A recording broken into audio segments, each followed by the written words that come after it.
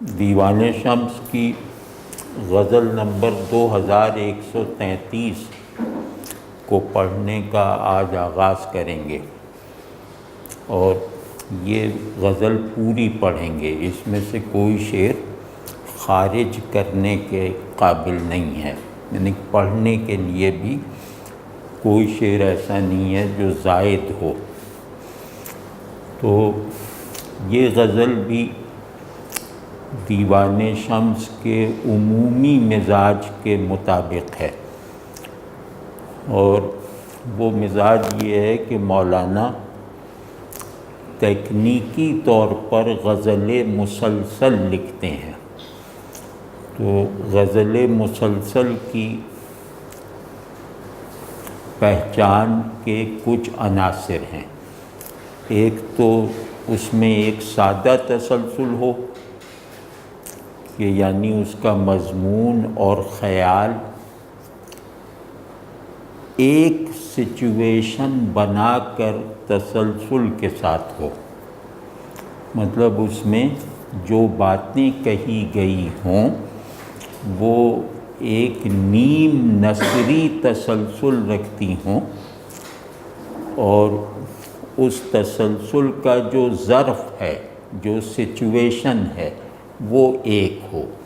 تو غزل مسلسل اپنی سادہ تعریف میں ایک معنی میں مضامین کی کثرت کو مربوط انداز سے بیان کرنے کا عمل ہے، یعنی معنی واحد، مضامین کئی ہیں، لیکن وہ کئی مضامین اپنی منطقی یا تخیلی یا جمالیاتی ترتیب کے ساتھ بیان ہو کر اس ایک معنی کے اجزاء بن جاتے ہیں۔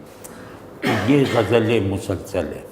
اس کی مثال جیسے میں دیتا ہوں کہ فرض کیا کہ فنا کے معنی پر، فنا تصور کے طور پر بھی، فنا تخیل کے ایک اسٹرکچر کی حیثیت سے بھی، اور فنا کا تصور اور فنا کے تخیل سے پیدا ہونے والے کچھ مربوط احساسات، تو ان کو اگر کوئی شاعر غزل میں بیان کرے گا تو اس وجود میں آنے والی غزل کو غزل مسلسل کہیں گے کہ اس میں معنی فنا ہے، پھر فنا کے مضامین، خیالات اور احساسات ہیں جو ایک ترتیب سے آتے ہیں، اور وہ سب کے سب اشعار جو ہیں وہ ایک اپنی جگہ ایک مضمون کے حامل ہوتے ہیں، لیکن ان اشعار میں خود سے بلند ہو کر اگلے شعر کے مضمون سے جڑنے کی بھی قوت ہوتی ہے،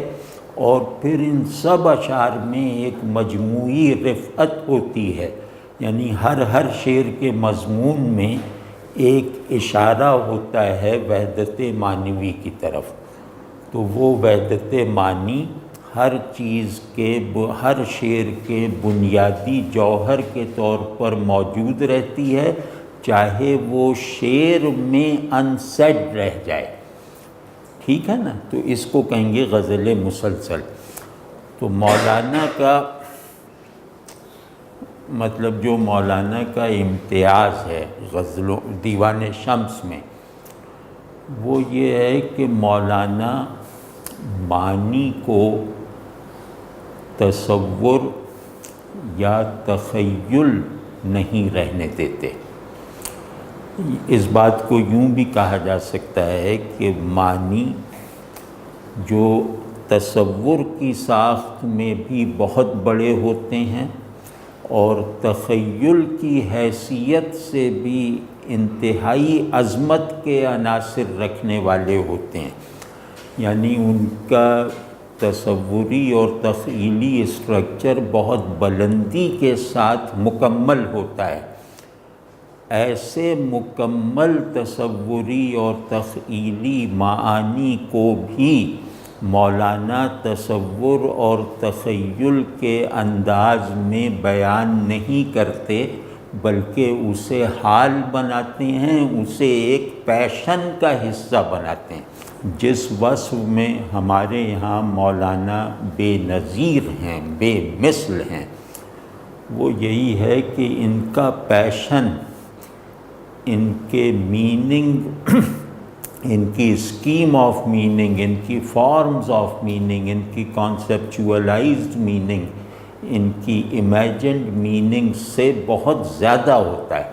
تو یہ گویا یہ دکھا دیتے ہیں کہ معنی کی ولادت گاہ تصور، مشاہدہ، تخیل نہیں ہے، معنی کی ولادت گاہ بلکہ تربیت گاہ ایک پیشن ہے، ایک ذوق وجود ہے، ایک جذبہ ہستی ہے، ایک سچویشن آف ٹرانسینڈنٹ پریزنس ہے۔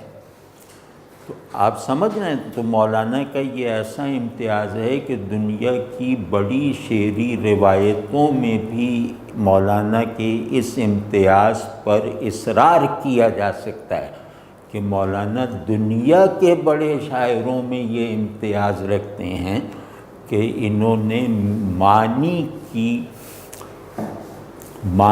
کی مستند ترین، مکمل ترین ذہنی صورتوں کو بھی اپنے پیشن کے تابع لا کر دکھا دیا، اپنے پیشن کی تخلیق بنا کر دکھا دیا۔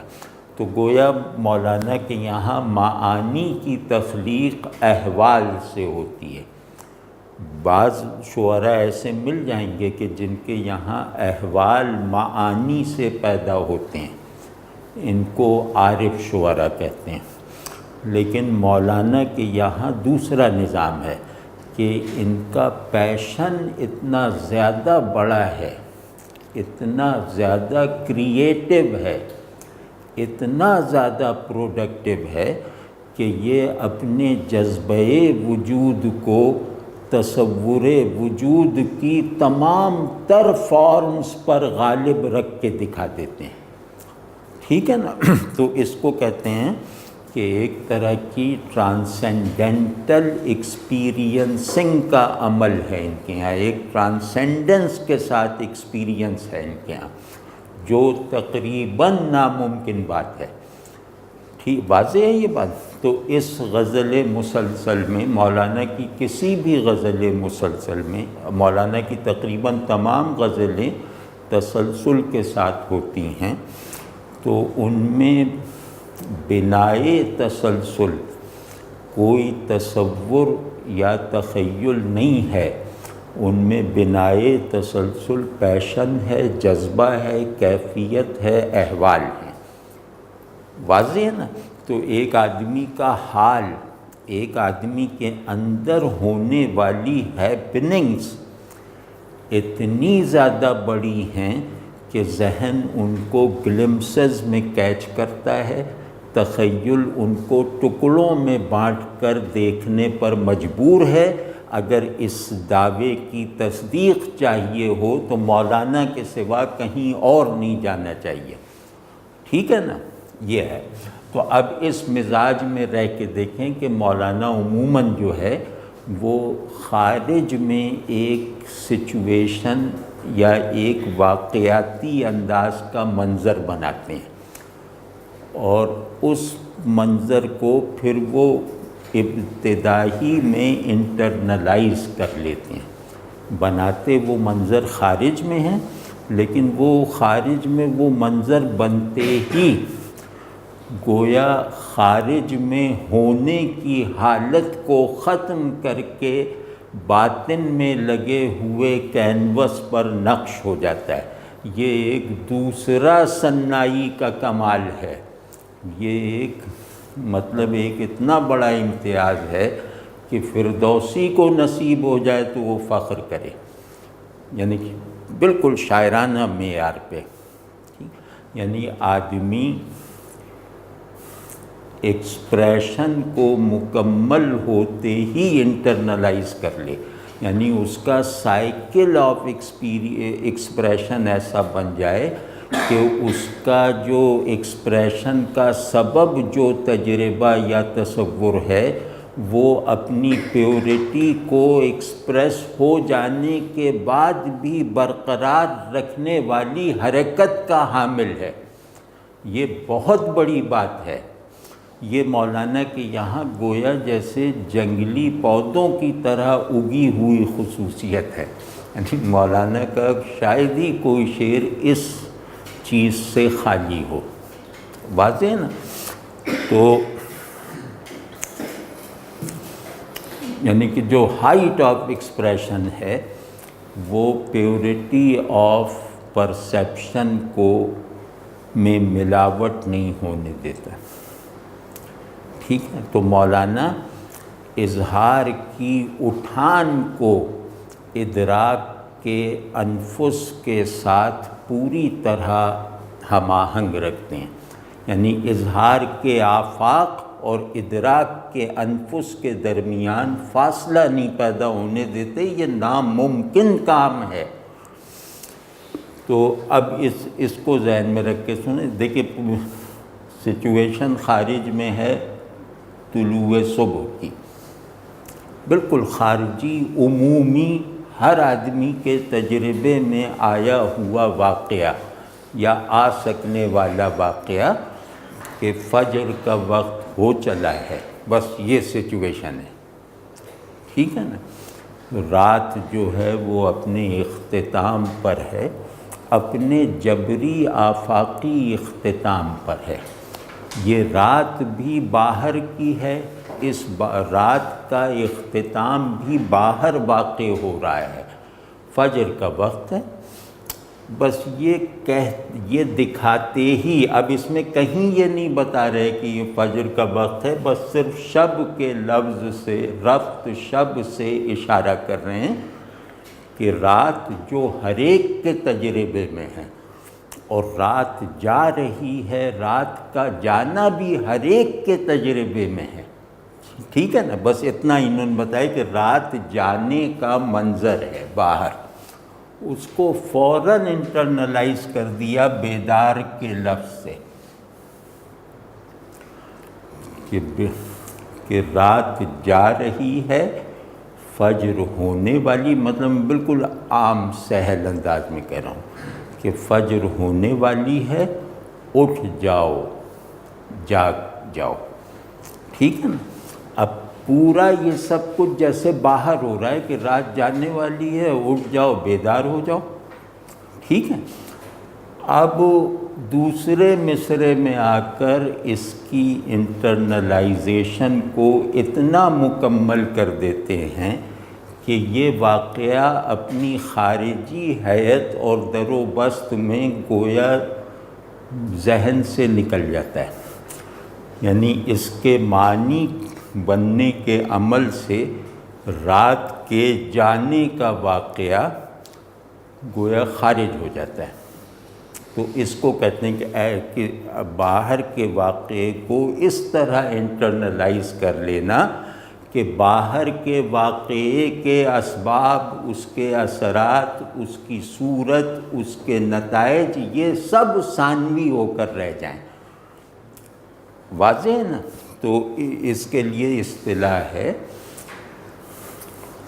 کہ صورت اور حقیقت کی یکجائی کے لمحے میں صورت زائل ہو جاتی ہے، تو انفس اور آفاق کے ملنے کے نقطے میں انفس باقی رہ جاتا ہے، آفاق غائب ہو جاتا ہے، مطلب تھیری یہ ہے اس کے پیچھے۔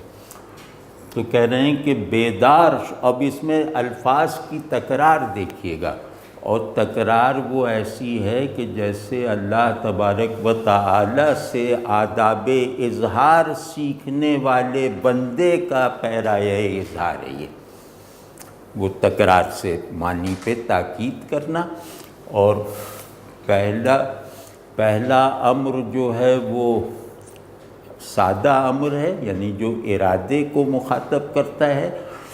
دوسرا امر جو ہے وہ کنڈیشنر ہے، وہ آپ کے پورے وجود کے اندر مرکزی حال بننے کا مطالبہ کرتا ہے۔ آپ سمجھیں، ان میں جہاں بھی تکرار ہے ابھی بتاتا ہوں کہ پہلا امر سادہ سا واقعاتی سا عملی اور ارادی ہے، اور اس معاً اس کا اسے جو دہرایا گیا ہے اس امر کو، اس سے اس امر کی انڈیکیشن، درجہ، نتیجہ اور مطالبہ بدل جاتا ہے، اور وہ یہاں کچھ کرنے کا مطالبہ ہے، یہاں ہونے کا مطالبہ ہے۔ تو تکرار کیا ہے کہ کرنے کا حکم اور ہونے کا تقاضا، ٹھیک ہے نا؟ تو اب کہہ رہے ہیں کہ بیدار ہو جا، بیدار ہو جا، خبردار، ہاں ہوشیار، رات جا رہی ہے، اٹھ جا، بیدار ہو جا، یہ اس کا ترجمہ ہے۔ تو اب ذرا غور کیجئے کہ ایک عام سے واقعے کو انٹرنلائز کر کے پھر اس کا جو لوکیل آف انٹرنلائزیشن ہے اس کا بھی انکار کیا جا رہا ہے۔ اس شعر کی 3 سٹیجز ہیں۔ باہر کے واقعے کو حذف کر دیا گیا انٹرنلائز کر کے، اس کے بعد انٹرنلائز کرنے والا لوکیل اور کرنے والا ایجنٹ، ان دونوں کی بھی نفی کر کے اس کی ٹرانسینڈنس کو اسٹیبلش کر دیا گیا۔ یہ ہے یہ شعر۔ تو اب جو میں نے ابھی کہا ہے وہ اس کی شرح ہے، اس کے مطابق اس کو دیکھیے کہ بیدار ہو جا اے سوئے ہوئے آدمی جو رات میں سب کی طرح، میری طرح، اس کی طرح، اس کی طرح سو رہا ہے، تو بیدار ہو جا۔ تو نے نیند کے نظام کو قبول کیا، بیداری کے نظام میں داخل ہونے کا مطالبہ بھی پورا کر۔ یعنی یہاں جو سویا ہوا ہے اسے بیدار ہونے کو کہا جا رہا ہے، تو حقارت سے نہیں کہا جا رہا، ٹھیک ہے نا؟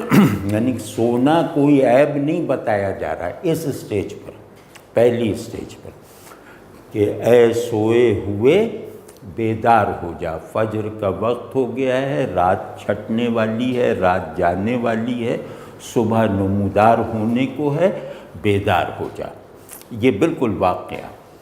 اب دوسرا جو دہرایا ہے کہ بیدار شو، اس کا مطلب یہ ہے کہ پہلے بیداری جو ہے وہ ایک جیسے فزیکل عمل ہے، اب دوسری بیداری جو ہے وہ اسپریچول عمل ہے،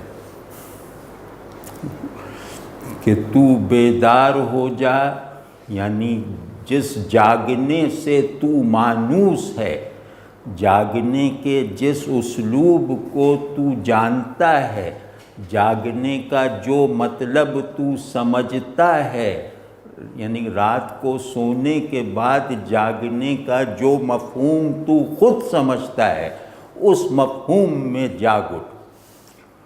اب یہ کہہ رہے ہیں کہ دوسرا مفہوم جو ہے اس کی ریئلائزیشن بھی تیرے اندر ہے، اور وہ مفہوم اخلاقی اور روحانی ہے کہ نیند سے طاری ہو جانے والی غفلت سے نجات پا۔ یہاں بدن پر طاری ہو جانے والی نیند سے نکل، یہاں روح پر طاری ہو جانے والے خواب اور غفلت سے خود کو نجات دے۔ یعنی بیدار ہو جا پورے جسم کے ساتھ، پوری روح کے ساتھ، یہ تکرار ہے۔ اور خبردار، کا مطلب ہے کہ جیسے کوئی الہیاتی گونج ہے اس میں، یعنی یہ لگتا ہے کہ جبریل علیہ السلام کے منہ سے نکل رہی ہے کہ خبردار، ہوشیار، جیسے یہ ایسی ہی ہے جو سورہ اسرافیل میں ہے کہ ہوشیار، خبردار، قیامت آ گئی، ٹھیک ہے؟ مطلب یہاں پر جیسے سارا کچھ دار و مدار پہ لگا ہوا ہے۔ اب ایک حرف ہے، حرف انتباہ ہے، حرف تنبیہ ہے، ایک حرف میں اس شعر کی پوری معنوی وسعت سمٹ گئی ہے۔ یہ قدرت کلام ہوتی ہے۔ اور یہ بالکل حرف ہے، یہ لفظ بھی نہیں کہلا سکتے، حرف تنبیہ ہے۔ تو کہ تیرا ہونا نہ ہونا، ہونے اور نہ ہونے کی ہر سطح پر منحصر ہے، موقوف ہے، ڈیپینڈنٹ ہے اس لمحے بیداری پر، یہ ریئلائز کر لے، ورنہ تو محمل طریقے سے معدوم ہے اور لا یعنی ڈھب سے موجود ہے۔ تیری موجودیت اور معدومیت بھی ایبسرڈ ہو کے رہ جائے گی اگر تو نے اس وقت اس لمحے کو گنوا دیا، بیداری کے اس لمحے کو۔ تو خبردار، ہوشیار، یعنی اسٹیٹ آف ریئلائزیشن میں رہ، اسٹیٹ آف ایکچوئلائزیشن میں رہ، خبردار۔ اور رات گئی، رات جا چکی، اب تیسری مرتبہ کہہ رہے ہیں بیدار شو۔ اب کہہ رہے ہیں کہ اپنے جسم کے ساتھ بیدار ہو جا، اپنی روح کے ساتھ بیدار ہو جا، اور تیسری مرتبہ کہہ رہے ہیں کہ اپنا ساتھ چھوڑ کر بیدار ہو جا، اپنے بغیر بیدار ہو جا۔ ان دو میں اپنا شامل ہے نا، اپنے جسم، اپنی روح۔ تیسرے میں کہہ رہے ہیں کہ اپنے بغیر بیدار ہو جا، تو جسم اور جسم سے بلند ہو کر روح ہے، روح سے بلند ہو کر کچھ اور بھی ہے، اس کچھ اور کو ریئلائز کر کے بیدار ہو جا، اس کچھ اور کی، اس ناخود خود کی ریئلائزیشن میں بیدار ہو جا۔ دوسرے میں اس میں لفظ زیادہ نہیں ہے، چند الفاظ ہیں، ان کی تکرار ہے، اور ان تکرار سے پیدا ہونے والے جیسے تقدیری معانی ہیں۔ تو بیزار شو، بیزار شو، یہاں دعوت دی ہے کہ اپنے بغیر بیدار ہو جا۔ اب یہ اپنے بغیر بیدار ہونے کا طریقہ سجھا رہے ہیں کہ بیزار شو، بیزار شو۔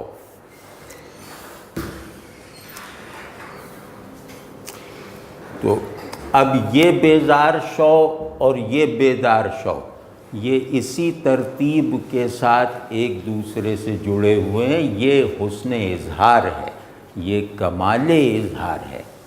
ابھی دیکھیے گا، یہ بھی 3 مرتبہ بیزار شو کہیں گے، جیسے 3 مرتبہ بیدار شو کہا ہے نا، اسی طرح 3 مرتبہ بیزار شو کہیں گے، اور ہر جگہ بیزاری جو ہے اسی ترتیب سے بیداری کے ساتھ جڑی ہوئی ہے، یعنی بیزاری بیداری کی شرط ہے۔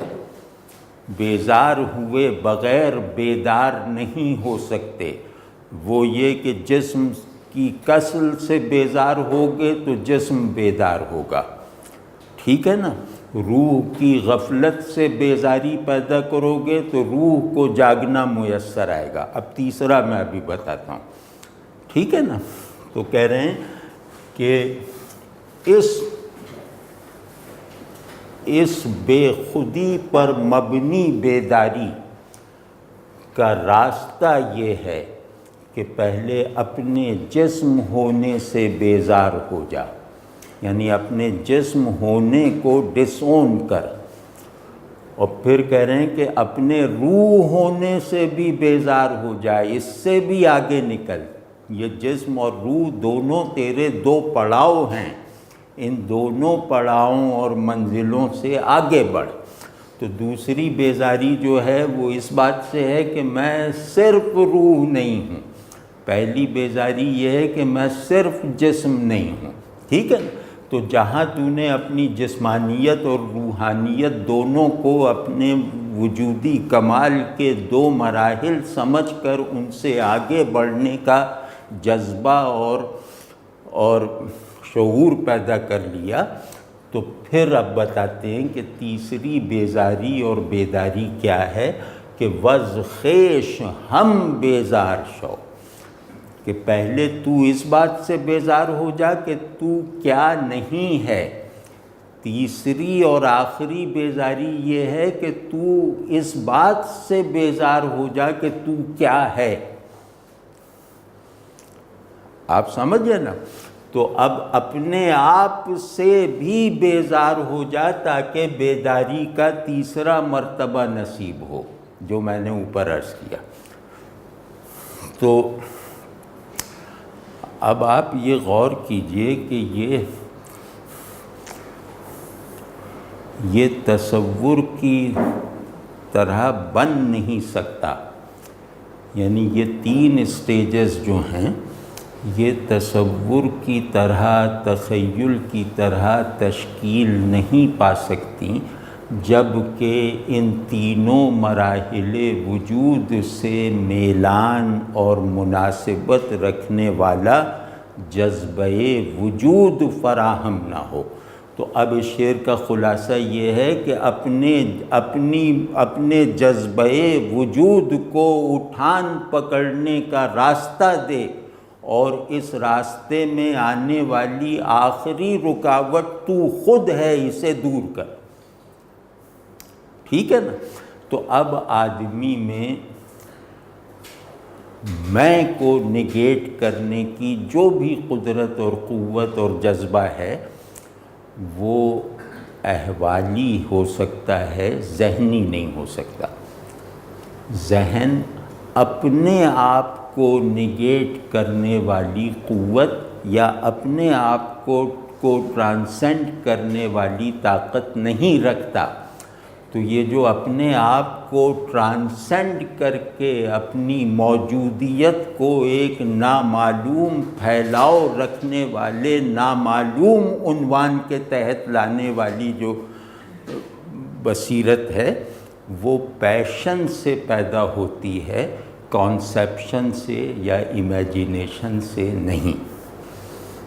اب پیشن کو آپ سمجھے کہ جو چیز ذہن کی نظر میں محال ہے، جو چیز دماغ کی نگاہ میں تضادات کا مجموعہ ہے، پیشن دماغ میں مسلم تضادات کے ضابطے اور بندش کو توڑ کر ایک ایسی وحدت فراہم کر دیتا ہے جہاں ذہن کا ذوق انا پست لگنے لگتا ہے۔ یعنی ذہن نام ہے ذوق انا کی بنیاد پر اپنے تصورات اور اپنے علوم کی تشکیل کرنے والی قوت کا۔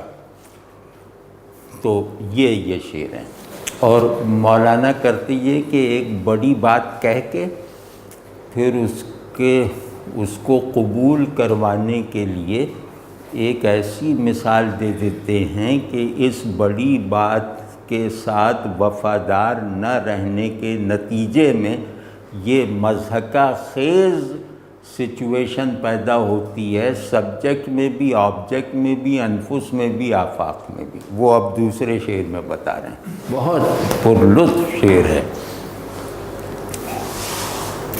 کہ در مصر ما یک احمق نک می فروشد یوسف،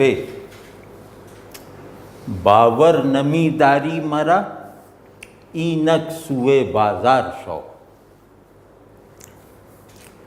کہ ہمارے مصر میں، وہ حضرت یوسف علیہ السلام کی تلمیح کے مطابق، کہ ہمارے مصر میں ایک احمق یوسف کو بیچ رہا ہے۔ باور نمی داری مرا، اگر تجھے میری بات پر بھروسہ نہیں ہے، اینک سوئے بازار شو، یہ رہا بازار کے اندر جا کے دیکھ لے کہ کس طرح ایک احمق جو ہے وہ یوسف پر بولی لگوا رہا ہے۔ اب پورا شعر ایک بالکل خارج میں موجود صورتحال اور واقعے کی طرح ہے، یعنی آپ کو اس شعر سے بننے والی تصویر میں اپنے اندر جھانکنے کی کوئی ضرورت نہیں ہے، سب آپ کے باہر ہو رہا ہے، اور اس کے سارے معنی جو ہیں وہ اس پورے منظر کی نفی کرنے کے نتیجے میں حاصل ہوتے ہیں۔ ٹھیک ہے نا؟ تو اب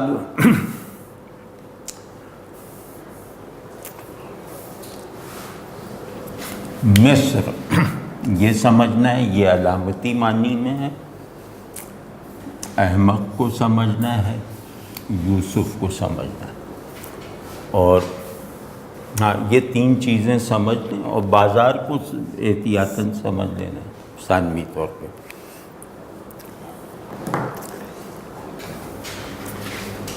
یہاں انہوں نے لفظوں سے تو یہ کہا ہے کہ ایک احمق یوسف کو بیچ رہا ہے، یہاں مراد ایک احمق نہیں ہے، بلکہ فرما یہ رہے ہیں کہ ہم میں سے لوگ جو ہیں وہ اپنی حماقت کی وجہ سے اپنی تحویل میں آئے ہوئے یوسف کا عام اور گھٹیا چیزوں کی طرح سودا کرتے ہیں۔ یعنی انسانوں میں وجودی گراوٹ کا سب سے بڑا سبب یہ ہے کہ وہ اپنے مطلوب ہستی، اپنے جوہر ہستی کو بہت تھوڑے داموں پر بیچ دیتے ہیں۔ ٹھیک ہے، اب اس کو آپ اپنے اپنے حالات، اپنے اپنے مشاہدات پہ اپلائی کر کے دیکھ لیجئے۔ وجہ انہوں نے یہ بتا دی اور کہا کہ یہ بیچنا جو ہے کوئی چھوٹے بیان پر قانع ہو جانے والا آدمی ہوتا تو یہ کہتا ہے کہ یہ دناعت ہے، یہ گھٹیا پن ہے، یہ بد اخلاقی ہے وغیرہ۔ انہوں نے اس ساری جو فتوے کے انداز میں جو تفصیلاتی ہے ایسا فعل کرنے والے کے جو عنوانات فتوے کی زبان میں آتے ہیں، اس سے بالکل الگ رہتے ہوئے اسے فتوے میں آنے والے الفاظ سے کہیں زیادہ مکروہ اور حقیر بنا دیا، اور وہ ہے احمق کا استعمال کر کے کہ یہ احمق ہے۔ ٹھیک، تو اب خیر پہلی اٹیمپٹ کرتے ہیں، یہ اس پہ 3 اٹیمپٹس ہیں، ایک ترجمے کی، ایک اس کے مضمون کی، تیسری اس کے معنی کی۔ تو دوسری اٹیمپٹ یہ ہے کہ ہم مملکت وجود ہیں اور ہماری اس مملکت میں ایک بازار سجا ہوا ہے، اس بازار میں ہم چیزیں بیچتے اور خریدتے ہیں، لیکن اس بیچنے اور خریدنے دونوں کے نتائج ہماری وجودی سطح کا تعین کرتے ہیں۔ یعنی ان دونوں کے نتیجے میں یہ پتہ چل جاتا ہے کہ خود ہم کیا ہیں، ہماری سطح وجود کیا ہے، ہمارا ذوق وجود کتنا ہے۔ ٹھیک ہے نا؟ تو اب یہ جو مصر ہے، یہ جو مملکت وجود ہے، اس میں لگے ہوئے بازار میں خرید و فروخت کے ماحول میں کچھ احمق ہیں جو یوسف کو بیچ رہے ہیں، کچھ عقل مند ہیں جو یوسف کو اس بازار میں نہیں لاتے۔ ٹھیک ہے نا؟ اس بازار میں سب کو جانا ہے۔ یہاں جو احمق ہے وہ جا کے اپنے جوہر ہستی کو بیچتا ہے اپنی صورت ہستی کو بنانے کے لیے، اور جو عقل مند ہے وہ اپنے جوہر ہستی یعنی اثاثہ وجود اور سرمایہ حیات کو اپنے اندر محفوظ رکھ کے اس بازار میں اسے دکھاتا بھی نہیں ہے، تو وہ اپنے جوہر وجود کی حفاظت کرتے ہوئے اس بازار میں داخل ہوتا ہے اور اس بازار سے صرف ان چیزوں کا سودا خریدتا ہے جو اس کے جوہر ہستی کی تقویت اور تکمیل کا ذریعہ بن سکیں، اور جو احمق ہوتا ہے وہ جا کے چھوٹی خواہشات کی تکمیل کے لیے اپنے حقائق کو نیلام کروا آتا ہے۔ ٹھیک ہے نا. اب یہ بھی بالکل واضح اور مانوس منظر ہے کہ انسان کا دنیا سے تعلق دو ہی طرح کا ہوتا ہے کہ یا تو آدمی دنیا کا ہو جاتا ہے یا دنیا کو اپنا بنا لیتا ہے. تو جو دنیا کا ہو جاتا ہے وہ احمق ہے، جو دنیا کو اپنا بنا لیتا ہے وہ عقل مند ہے. ٹھیک ہے نا. اب یہ دوسرا، اس سے اس کا مضمون واضح ہو گیا کہ اس دنیا میں اپنی وجودی مرکزیت بلکہ اپنے وجودی نظام کشش کو برقرار رکھنے والا، اس دنیا میں دنیا کے علم کا خود کو ذریعہ بنا لینے والا وہ عقل مندی کے ساتھ رہ رہا ہے، اور وہ شخص احمق ہے جو اس دنیا کی عارضی چکا چوند سے متاثر ہو کر اپنے باطن کی انتہائی گہرائیوں میں رکھے ہوئے خزانوں کو ترازو پہ تول کر بیچ رہا ہے. ٹھیک ہے نا. تو آدمی کیا ہے کہ یا تو اپنی قیمت لگائے دنیاوی سکوں میں یا دنیا کی قیمت لگائے اپنے سکوں میں. تو جو دنیا کی قیمت اپنے سکوں میں لگاتا ہے وہ عقل مند ہے، اور جو خود کو برائے فروخت رکھتا ہے اور دنیا کے سکوں کو اپنی قیمت سمجھتا ہے وہ نالائق اور احمق. یہ اس کا مضمون ہے. ابھی تیسری اٹیمپٹ کرتے ہیں. اب اس کا معنی، اس کی معنوی سطح.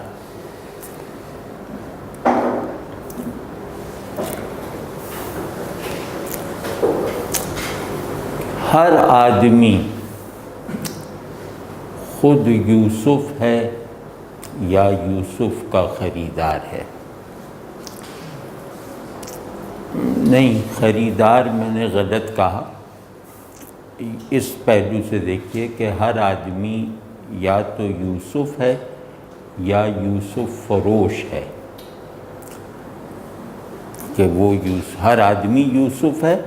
اب اگلی بات یہ ہے کہ دیکھنا یہ ہے کہ وہ اس یوسف کی حفاظت کرتا ہے،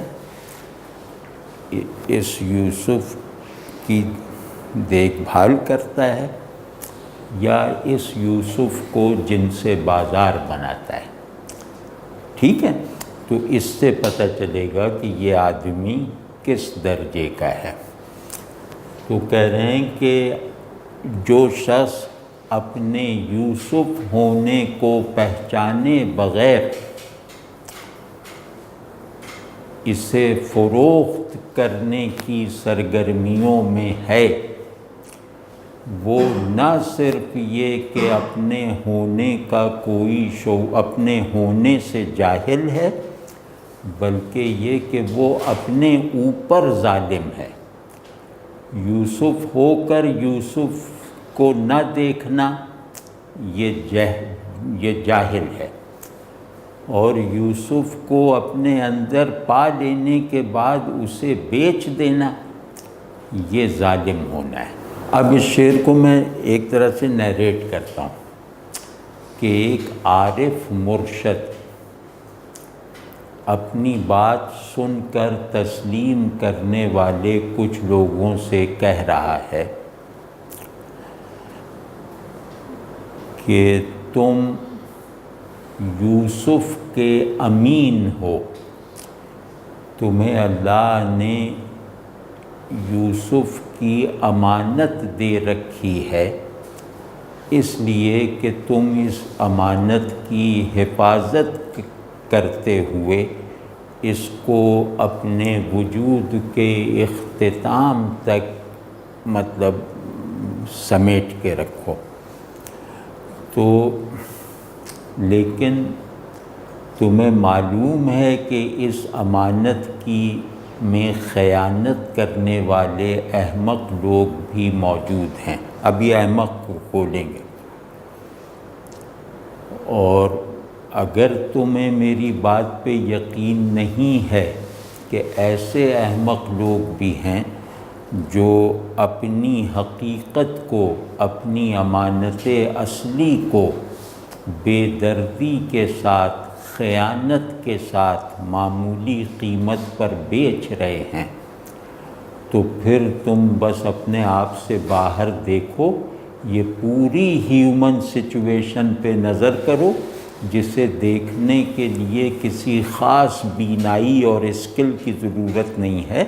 تم بس آدمیوں کو دیکھو تو تمہیں ان آدمیوں میں وہ بے وقوف کثرت کے ساتھ نظر آئیں گے جو نہ صرف یہ کہ اس امانت کی قدردانی نہیں کر رہے، اس کی حفاظت نہیں کر رہے، بلکہ اس امانت کو یوسف کو بیچنے والے واقعی تاجروں کی طرح معمولی قیمت پر بیچ رہے ہیں۔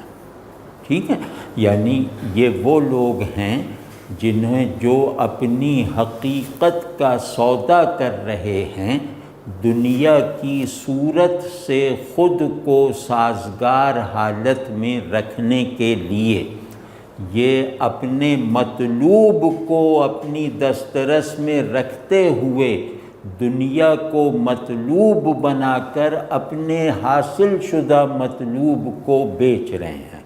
تو جس شخص نے بھی دنیا کو مطلوب بنا کر اپنی حقیقت پہ کمپرومائز کیا، وہ احمق ہے۔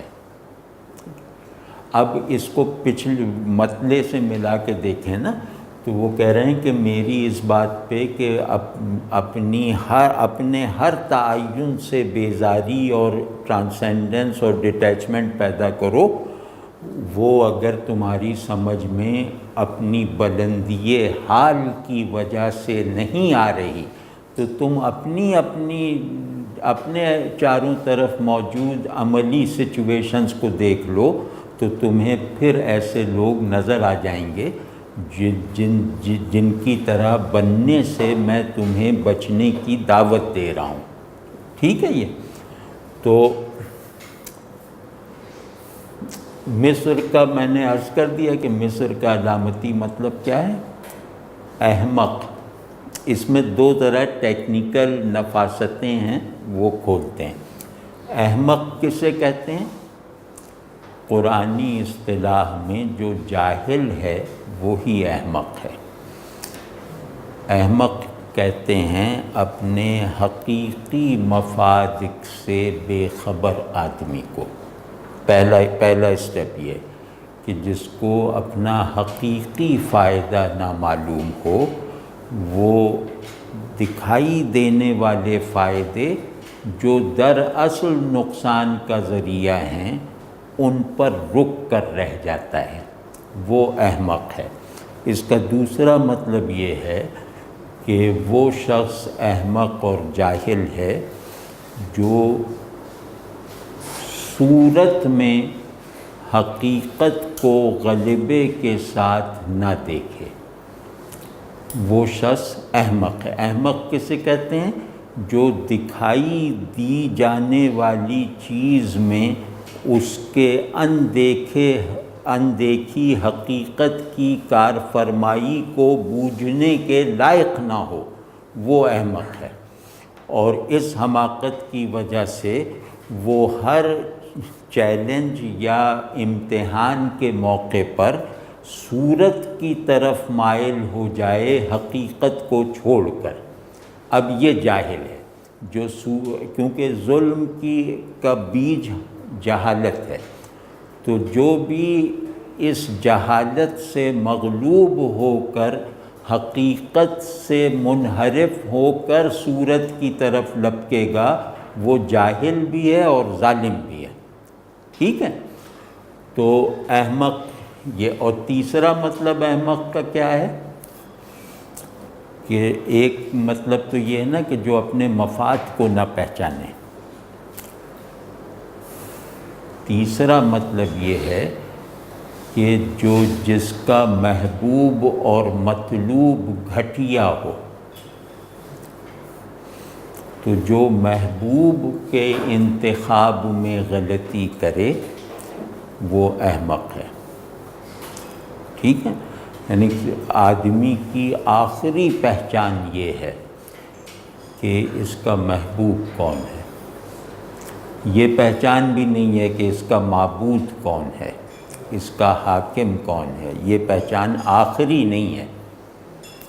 آخری پہچان جس سے اس شخص کا درجہ پتہ چل جائے گا کہ اس کا محبوب کون ہے.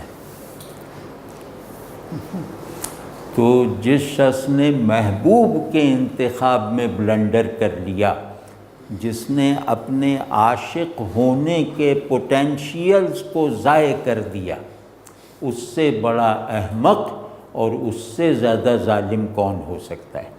تو جو یوسف کو بیچ رہا ہے چند ٹکوں کے عوض، اس سے بڑھ کر محبوبیت کی ناقدری کرنے والا اور اس سے بڑھ کر عاشق ہونے سے منحرف ہو جانے والا کون ہو سکتا ہے.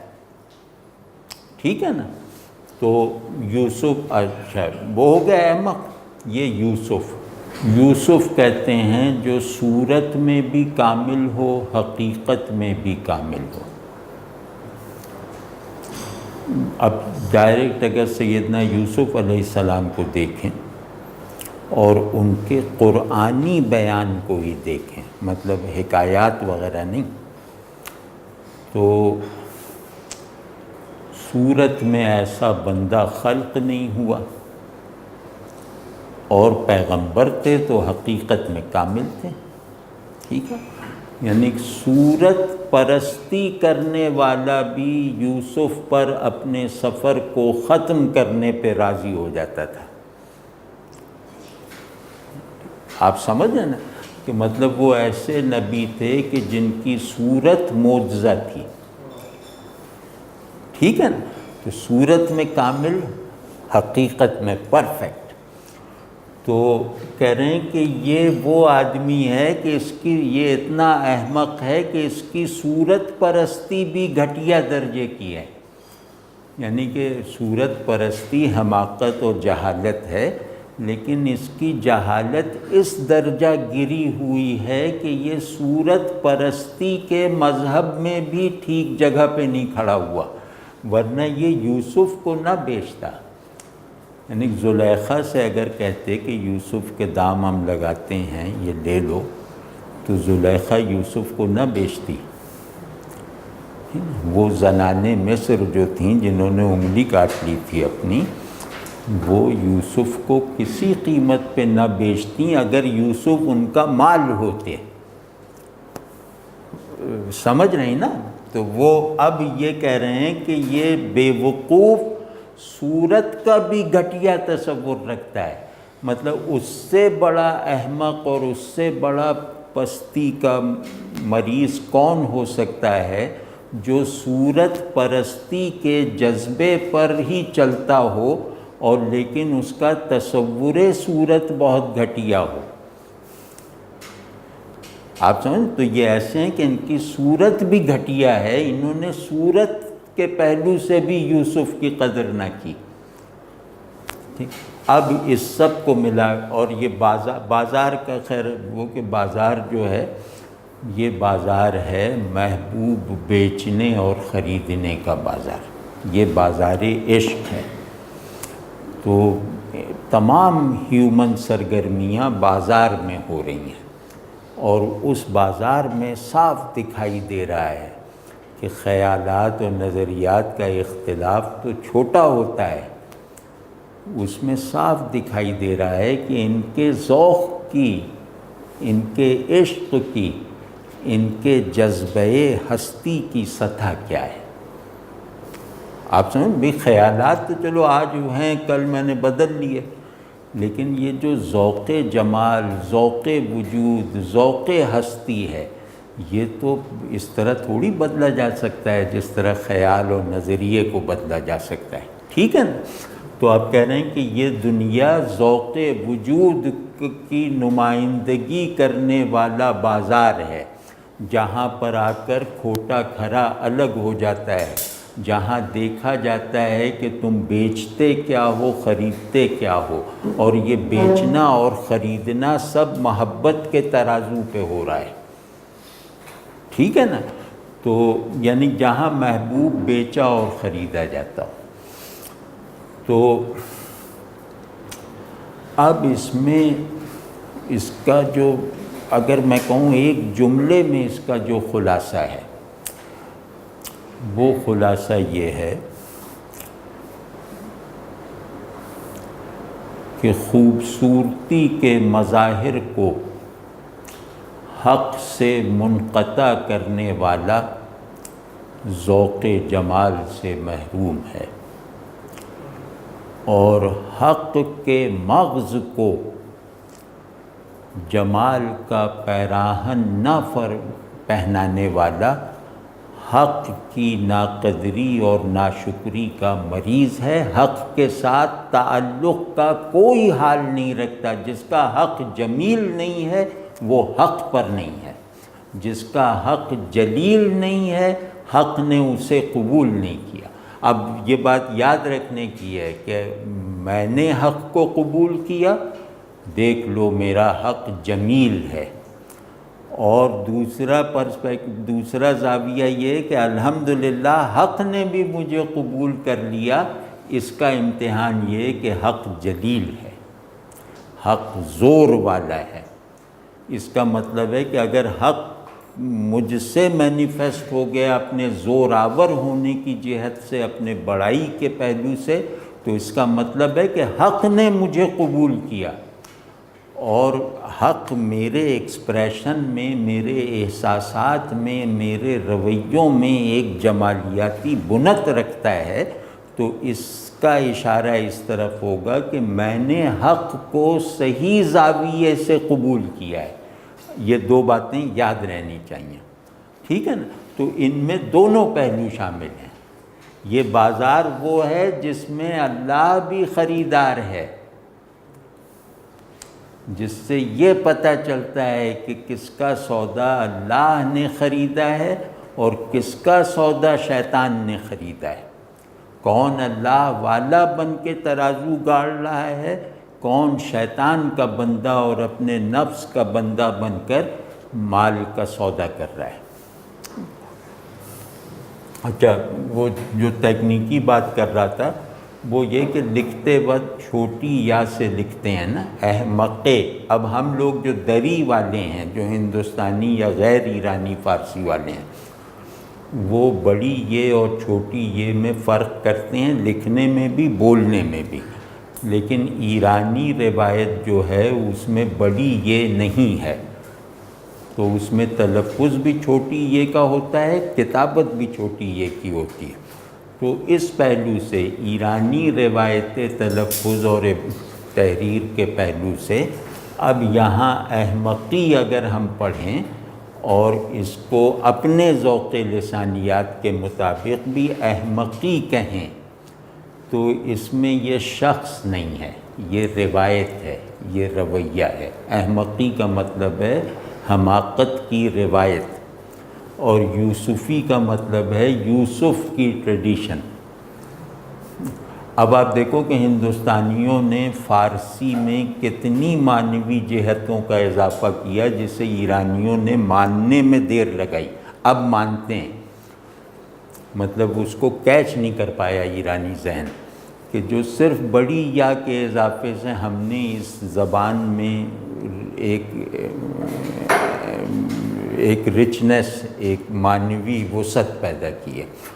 تو اب یہ جو پہلو ہے اس کو صرف دری والا سمجھ سکتا ہے، اہل زبان نہیں۔ یہ پہلو وہ ہے جو ہندوستانی فارسی روایت میں رہنے والا اسے اپریشیٹ کرے گا، ایرانی نہیں، ٹھیک ہے نا؟ تو ایرانی تو احمقی کہے گا اور اس کو ایک احمق یا کسی احمق کے معنی ملے گا، یوسفی کہے گا اس کو یوسف کے معنی ملے گا، ایک یوسف کے معنی ملے گا، ٹھیک۔ لیکن ہم جب یوسفی کہیں گے تو یہاں یا نسبتی ہے، پھر ہم کہیں گے یوسف کی روایت۔ احمقی جب کہیں گے تو کہیں گے حماقت کی روایت۔ تو اس میں بھی بڑی وہ خوبصورتی ہے کہ دیکھو حماقت کی روایت اور یوسف کی روایت جو ہے یہ دونوں پیرلل چلتی ہیں اس بازار میں، اور اس میں جو بھی حماقت کی روایت میں کھڑا ہو کر یوسف سے نسبت پیدا کرے گا وہ اپنی گراوٹ پر گویا مہر تصدیق ثبت کر دے گا۔ اور کیونکہ مولانا دری کے شاعر ہیں، مولانا تو ظاہر افغانستان کے تھے اور ترکی میں رہے، مطلب اپنی ہوش کی عمر ترکی میں گزاری، تو ان کی جو زبان ہے وہ غیر اہل زبان کی زبان ہے، مطلب ان کی فارسی وہ جو سب دری کے اس میں ہے، دری کہتے ہیں اس فارسی کو جو ایران کے باہر رہنے والوں میں مروج ہو، سینٹرل ایشیا، افغانستان، ہندوستان۔ تو اس پہلو سے اس میں یہ بھی خوبصورتی ہے، تو وہ ہم نے اس نظام حسن میں بتایا ہے جو نظام حسن غیر اہل زبان کی فارسی روایت میں اپریشیبل ہے۔ یار مولانا کی طرف کشش ہو رہی ہے نا، مطلب وہ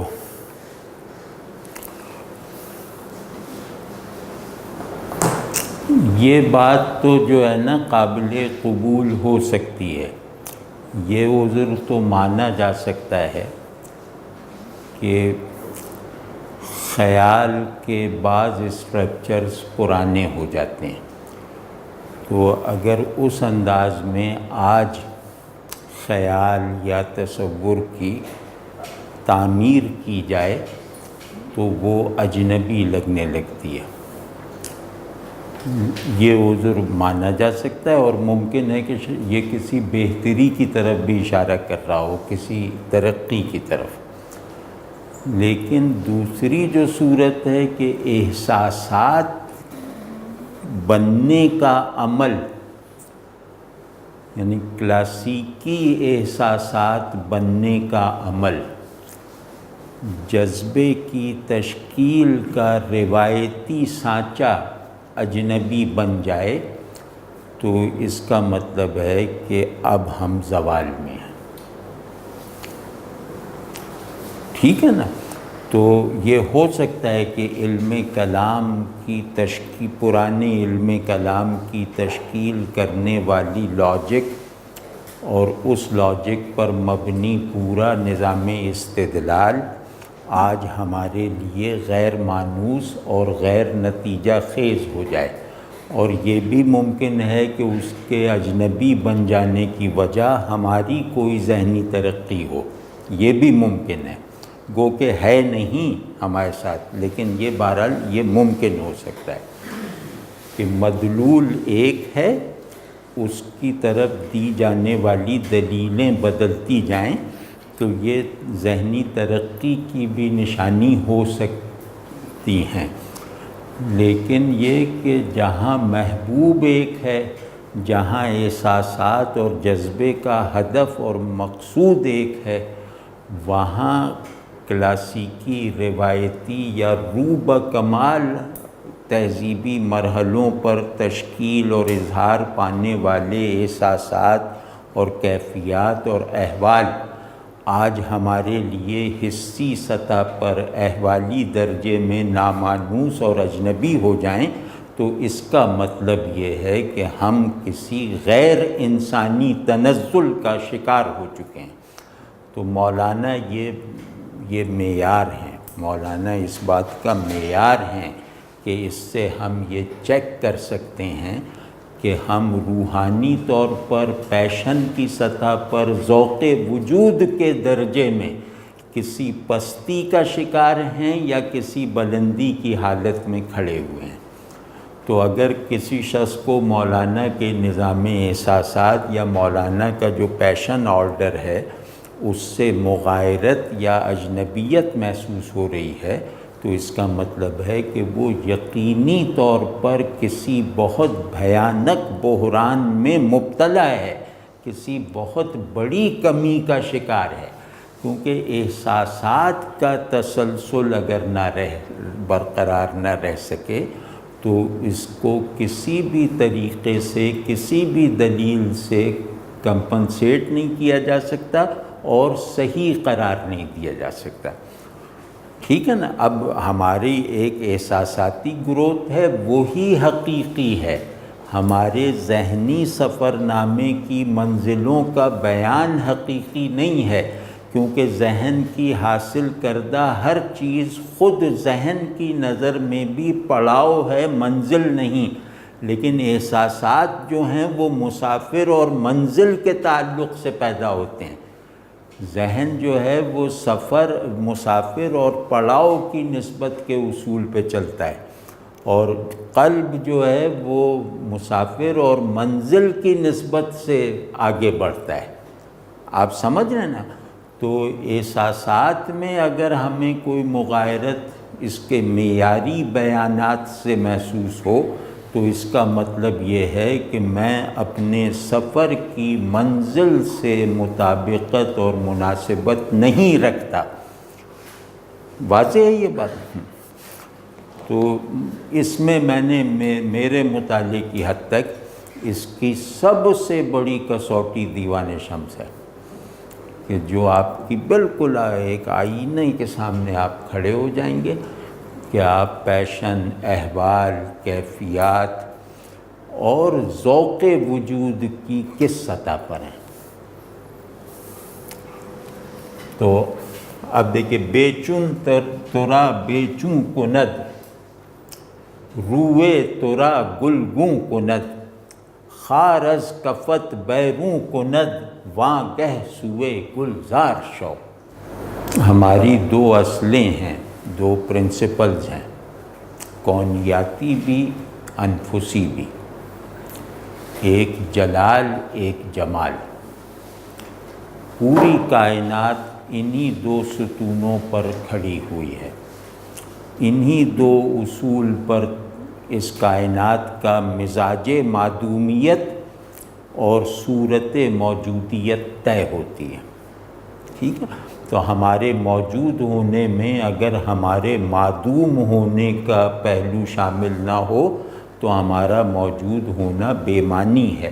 اسی طرح ہماری معدومیت کے تخیل اور احساسات میں اگر ہمارے وجود کا ایلیمنٹ داخل نہ ہو تو ہماری معدومیت بھی مہمل ہے۔ ٹھیک، اب اس ساری ذمہ داری کو نبھانے کے لیے طرز فکر سے زیادہ ایک طرز احساس ضروری ہے۔ تو وہ طرز احساس یہ ہے۔ تو یہ لگ رہا ہے کہ جیسے ہمارا جو جمال کا پرنسپل ہے، وہ پرنسپل اپنی مینیفیسٹیشنز سے ماورائی کی حالت میں بلا وسیلہ انداز میں ہمیں ان لفظوں میں پکار رہا ہے۔ تو بیچوں یہ کھولنے والے ہیں، لیکن پہلے ترجمہ کر دیں کہ بیچوں تجھے بیچوں بنا دیتا ہے، یعنی بیچوں کا سب سے بہتر ترجمہ سنسکرت میں ہے، وہ کسی اور زبان میں اتنا مکمل ترجمہ نہیں، وہ ہے نرگن، یعنی تمام صفات، اوصاف، اپنے بارے میں تصورات سے ماورا ہونا۔ تو بیچوں کہتے ہیں جس سے یہ نہ کہا جائے کہ کیا ہے، کتنا ہے، کیسا ہے۔ ٹھیک ہے نا؟ تو بیچوں تجھے بھی بیچوں بنا دیتا ہے، اور تیرے چہرے کو حقیقت جمال سے روشن کر دیتا ہے۔ ٹھیک ہے نا؟ تیرے چہرے کو گلگوں کر دیتا ہے، یعنی تیرے چہرے کو سرخ پھول کی طرح کی رنگت عطا کر دیتا ہے، تیرے چہرے کو سب سے بڑا مظہر جمال بنا دیتا ہے۔ ٹھیک ہے؟ اب اس میں گلگوں اور بیچوں میں تضاد کی نسبت ہے، وہ ابھی کھولتے ہیں۔ تو خار از کفت بیروں کند، وہ تیری ہتھیلی پر سے کانٹا جو ہے وہ نکال دیتا ہے، وہ تیرے ہتھیلی پہ چبھا ہوا کانٹا باہر کھینچ نکالتا ہے۔ کون؟ بیچوں۔ اور واں گہ سوئے گلزار شو، جب یہ ہونا تو پھر گلزار کی طرف رخ کر لے، پھر گلزار میں داخل ہو جا۔ پھر گلزار کی طرف لپکنے کو اپنی بضاعت ہستی اور قوت وجود میں بدل دیں۔ ٹھیک ہے، پہلے شعر میں آپ دیکھتے آ رہے ہیں کہ پہلے شعر میں پورا پیغام دیا، دوسرے شعر میں اس پیغام کی قبولیت کو ایک طرح سے ایمپیریسائز کیا کہ تاکہ ہر آدمی اس پیغام کو مشاہدہ کر لے، اس پیغام کی ضرورت کو، دوسرے شعر میں۔ اب تیسرے شعر میں اس پیغام پر عمل کرنے والوں کو مخاطب کر کے انہیں اگلا لائحہ عمل دیا جا رہا ہے کہ اب انہوں نے پیغام سنا، پیغام کو قبول کیا، مانا اور اس پر عمل کرنے پہ آمادہ ہیں۔ اب ان کو یہ کہا جا رہا ہے کہ بیچوں اللہ تعالیٰ، یعنی ذات حق کو بیچوں کہتے ہیں۔ ذات بیچوں کا مطلب ہے اللہ تعالیٰ باعتبار ذات اپنی تمام صفات سے، ہر طرح کی تشبیہ سے، ہر طرح کے تخیل اور تعقل سے ماورا ہے، ہر طرح کے نفی و اثبات سے بھی ماورا ہے، تو اس کو کہتے ہیں بیچوں۔ تو جو خود ماورا ہے وہ تجھے بھی ماورا بنا دیتا ہے۔ اب یاد کیجئے کہ جہاں وہ تیسرا بیزار شو کہا گیا ہے، وہ اس ماورائی کی طرف لپکنے کی دعوت دی گئی ہے، اور یہ کہا جا گیا ہے کہ اپنے آپ سے بلند ہو جاؤ۔ ٹھیک ہے نا، اب اسی کی بشارت دے رہے ہیں کہ جو خود سب صفات اور تعینات سے، کنڈیشنز سے ماورا ہے، اس کی طرف اگر تو نے درست نسبت پیدا کر لی تو اس نسبت کے فیض سے وہ تجھے بھی تیرے تعینات، تیری تحدیدات اور تیری کنڈیشن سے ماورا کر دے گا، یعنی تجھے خود تجھ سے بلند کر دے گا۔ ٹھیک ہے یہ، اور روئے ترا گلگوں کند، روئے کسے گلگوں کردن کا ایک مطلب ہوتا ہے کسی کو کامیاب کرنا، یعنی کامیابی عطا کرنا، کامرانی عطا کرنا، اور ایسی کامیابی جو مکمل ہو، یعنی ایسی کامیابی نہیں جو سفر میں پیاسے کو پانی ملنے کی صورت میں حاصل ہوتی ہے، بلکہ ایسی کامیابی کہ کسی بہت ہی لمبے اور پیچیدہ سفر کی منزل فراہم ہو جائے۔ تو جو منزل تک پہنچنے والی کامرانی ہے وہ حاصل کرنے کی توفیق دینے کے عمل کو یہ کہا گیا ہے کہ وہ تیرے چہرے کو گلگوں بنا دے گا، یعنی تجھے منزل تک پہنچا دے گا، تجھے مکمل کامرانی اور کامیابی عطا کر دے گا اگر تو اس سے اپنی نسبت میں صادق ہو جائے۔ ٹھیک ہے نا، تو خارس کفت بیروں کند، وہ تیری ہتھیلی۔ اب کفت کا ایک بعید مطلب اور ہے کہ کفت کا مطلب ہم یہاں یہ لے سکتے ہیں کہ پاؤں میں چبھنے والا، کیونکہ کف دونوں معنوں میں استعمال ہوتا ہے۔ ایک ہے کف دست، وہ یہ ہتھیلی ہے، اور دوسرا ہے کف پا، وہ پاؤں کے نیچے والا حصہ ہے، تلوا جسے کہتے ہیں۔ ٹھیک، تو ہم اس کو کف پا کے معنی میں لیں تو کہتے ہیں کہ تیرے پاؤں میں چبھا ہوا کانٹا وہ نکال دیتا ہے جو اس کے سوا کوئی نہیں نکال سکتا۔ تیرا پاؤں کون سا؟ کہ اپنے سفر وجود میں دشت پرخار ہستی سے گزرنے والے مسافر کا پاؤں، جس میں کانٹے چبھے ہوئے ہیں، اور وہ کانٹے ایسے ہیں کہ ان کو اللہ کے سوا، مقصود کے سوا، ذات مطلوب کے سوا کوئی نہیں نکال سکتا۔ تو کہنے ہیں کہ تیرے پاؤں میں چبھے ہوئے کانٹوں کو وہ باہر نکال دیتا ہے۔ کون؟ بیچوں۔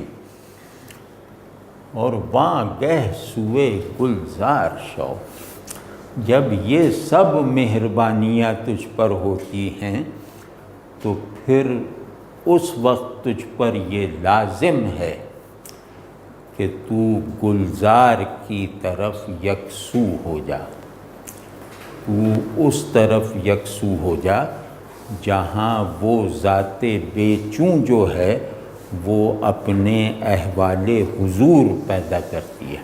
گلزار احوال حضور ہیں کہ اس ذات بے چوں کو اس کی تنزیہ، ماورائیت اور ٹرانسینڈنس کے ساتھ پکڑ لے تو وہ خود تجھے بھی اپنے آپ سے بلند ہونے کی توفیق عطا فرمائے گا اور اس راستے پر چلنا آسان بنا دے گا جس میں مسافر قدم نہیں رکھ سکتا اپنے آپ کو چھوڑے بغیر۔ اور پھر جب تو اپنے آپ کو چھوڑ لے گا اور ذات بے چوں کے بنائے ہوئے راستے میں قدم رکھنا اور چلنا کوالیفائی کر لے تو پھر تجھ پر لازم ہے کہ تو اپنا رخ گلزار کی طرف رکھ، تجھ پر لازم ہے کہ پھر تو اس گلزار میں اقامت اختیار کر۔ کون گلزار؟ جہاں اس ذات بے چوں کے مظاہر جمال آباد ہیں، یعنی اس ذات بے چوں نے، اس آل ٹرانسینڈنس ذات نے اپنا ایک عالم حضور بھی پیدا کیا ہوا ہے تاکہ اس کو بے چوں ماننے والے اس کی طرف چلتے رہنے کا ذوق اور جذبہ پا سکیں۔ وہ اس نے اپنا ایک عالم مظاہر اور عالم حضور بنا رکھا ہے۔ پھر تو گلزار یعنی جنت حضور میں داخل ہو جا۔ اب واضح ہے نا کہ جب یہ سب ہو گیا تو سمجھ لے کہ تو اب جنت حضور میں ہے۔ گویا یہ دنیا ہی جنت حضور ہے کہ اس دنیا میں پھر رہنے اور دیکھنے اور سوچنے اور سب کچھ کرنے کے تمام سرگرمیوں کا سبسٹنس یہ ہو جائے گا کہ ہر چیز کو دیکھنا اس بے چوں کو گویا دیکھنے کا حال فراہم کرے گا۔ واضح ہے نا؟ تو اب یہ اس کو مطلب مربوط انداز سے کہیں تو یہ کہ ہمارا کام ہے اللہ کی ذات کو اس کے مرتبہ تنزیہ کے ساتھ مانیں اور اس ماننے میں صداقت اور شدت اور دوام پیدا ہو جائے تو پھر اسی دوام کا یہ پھل ہے کہ ہم جس بھی ماحول میں رہیں گے وہ ماحول اللہ کے حضور کا ماحول رہے گا۔ اس کی بے چونی، اس کی تنزیہ پر ایمان رکھتے ہوئے، اسے غائب مانتے ہوئے اس کے حضور میں رہنے کی توفیق نصیب ہو جائے گی۔ اور محبوب حقیقی جب ہم کہتے ہیں، محبوب حقیقی کا مطلب ہے کہ عشق کی واحد منزل، ہر عشق کی واحد منزل جو ہے وہ محبوب حقیقی ہے۔ تو محبوب حقیقی کی دو شانیں فطری ہیں، دو شانیں ضروری ہیں۔ ایک اس کی شان غیاب کہ وہ عاشق سے اوجھل ہے، اور ایک اس کی شان حضور کہ وہ عاشق پر ظاہر ہے۔ تو وہ محبوب بنائے جانے یعنی اپنے آپ کو پورا عاشق سمجھ کر اس پر نثار ہو جانے والی ذات نہیں ہو سکتا جو غائب اور حاضر بیک آن نہ ہو، کیونکہ اگر صرف حضور ہوگا تو عشق میں نمو کا عمل رک جائے گا، اور صرف غیاب ہوگا تو عشق کو آگے بڑھنے کا راستہ نہیں ملے گا۔ تو جیسے وہ حضرت علی کی ایک دعا ہے، اس میں ایک فریز ہے مدح کا، جیسے پرانے لوگ جو دعا کرتے تھے وہ ہماری طرح تھوڑی ہوتی تھی، اس میں پہلے اللہ کی شان بیان کرتے تھے یعنی کہ اللہ کی خوشامد کرتے تھے، ثنا بیان کر کے پھر دعا کرتے تھے۔ تو اس میں ایک فریز ہے کہ جو اپنی شدت ظہور سے غائب ہے اور جو اپنے غیاب سے حاضر ہے، اے وہ کہ تو اپنی شدت حضور سے غائب ہے اور اپنے دوام غیاب سے حاضر ہے۔ تو گلزار سمجھ گئے نا؟ گلزار کہتے ہیں ان پھولوں کو، ان کھلے ہوئے پھولوں کے مجموعے کو جن کی بہار ان کی طرح نظر نہیں آ رہی، یعنی جس بہار سے وہ کھلے ہوئے ہیں وہ بہار تھوڑی ہمیں دکھائی دیتی ہے۔ تو گویا اس طرح رہو کہ بہار کے حضور میں، بہار کے مظاہر کے درمیان بہار کے حضور میں رہو، بہار کے غیاب کی تصدیق کرتے ہوئے۔